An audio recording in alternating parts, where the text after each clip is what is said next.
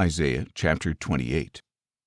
Woe to the majestic crown of Ephraim's drunkards, to the fading flower of his glorious splendor, set on the summit above the fertile valley, the pride of those overcome by wine.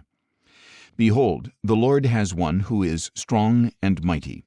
Like a hailstorm or destructive tempest, like a driving rain or flooding downpour, he will smash that crown to the ground. The majestic crown of Ephraim's drunkards will be trampled underfoot. The fading flower of his beautiful splendor, set on the summit above the fertile valley, will be like a ripe fig before the summer harvest. Whoever sees it will take it in his hand and swallow it. On that day the Lord of hosts will be a crown of glory, a diadem of splendor to the remnant of his people, a spirit of justice to him who sits in judgment, and a strength to those who repel the onslaught at the gate.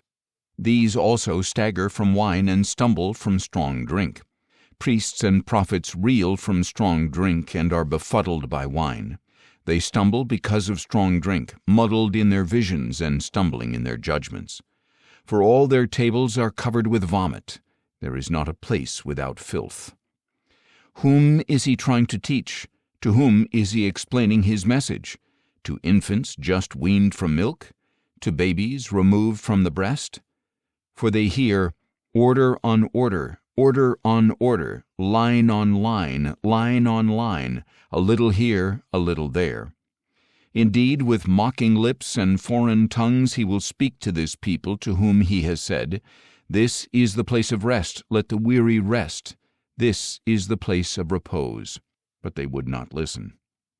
Then the word of the Lord to them will become, order on order, order on order, line on line, line on line, a little here, a little there, so that they will go stumbling backward and will be injured, ensnared, and captured.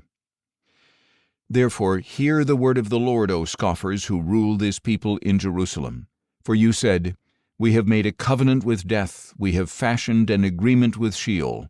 When the overwhelming scourge passes through, it will not touch us, because we have made lies our refuge and falsehood our hiding place. So this is what the Lord God says. See, I lay a stone in Zion, a tested stone, a precious cornerstone, a sure foundation. The one who believes will never be shaken. I will make justice the measuring line and righteousness the level. Hail will sweep away your refuge of lies, and water will flood your hiding place.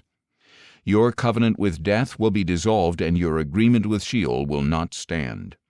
When the overwhelming scourge passes through, you will be trampled by it. As often as it passes through, it will carry you away. It will sweep through morning after morning, by day and by night. The understanding of this message will bring sheer terror.